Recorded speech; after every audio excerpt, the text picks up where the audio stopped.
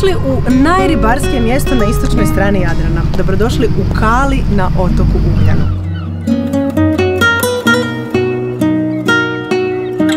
Najviša ulovna flota kad je u pitanju sitna plava riba kao što su inčuni i srdele, ali i jako razvijena marikultura koja uključuje bijelu ribu i tunu. Da, ovdje se od ribarenja i za ribarenje živi već više od 70 godina.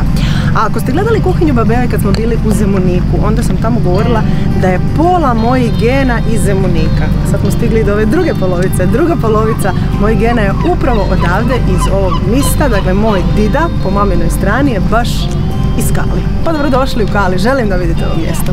Dođite.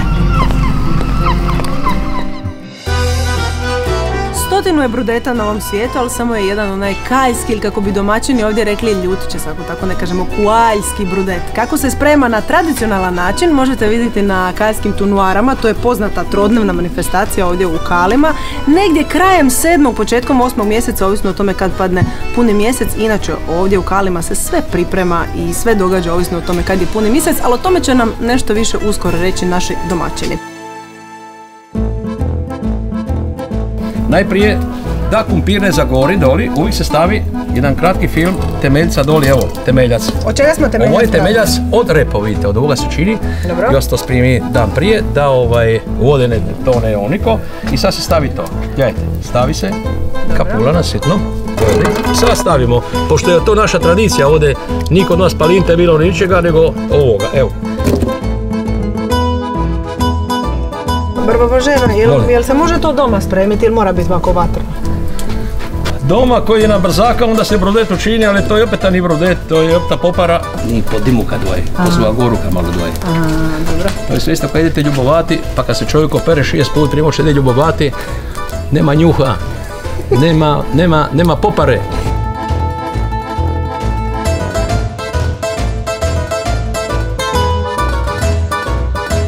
Barba Boženo, koliko ćemo dugo kuvati ovaj naš brudet? Pa ja mislim 35 minuti do 40, ako se vatrom malo igramo pa bacimo da ono lagano pokuha, da onaj šmek na kraju, da to skupi se skupa sljubi i da onaj gušt. Bog nas je obduari vode ka štigua nas je u stvari na musline, jer vidite kad pojete od Ugljana do Tkona jedino mi na brigu u Kamiku. I to je najviši problem ovdje kao kod nas OPG-ovci, mučimo s vodom i ne moramo nikako na kroj izvojiti sa, evo, posadi sa njivu kumpirovu u 4. mjesecu, nisam ih duba. Čeći, nema suša došla, to je ostalo, principu uvaljali. Ali dobro, nije nam krivo i ovi grečin, vamo nas je Kaštigua, a na more nas je Budori. Nismo za ništa najbolji ribar na svijetu. Vrazi smo za ribe, smo vrazi. I gdje god dojdemo, rekorde rušimo.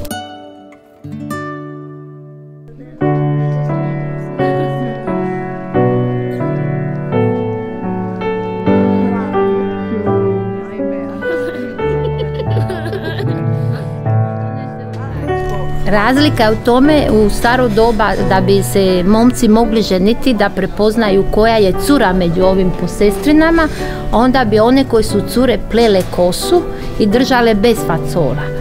A ove žene koje su se već udale, one bi stavile faco. Faco je bi čednost, znači predstavlja čednost. Ako si čedan, ne smiješ drugom muškarcu pokazivati svoje kose i da se on naslađiva kao ova žena je lipa ili ne. To se je prije strogo pazilo, jer se je smatralo da onda žena udana izaziva drugog muškarca. Rodila sam 5 puta, a muž mi nije kolina vidio. Kako je to moguće? Moguće je jer su žene u staro doba gasile elektriku kad bi pošle spati. Dobro.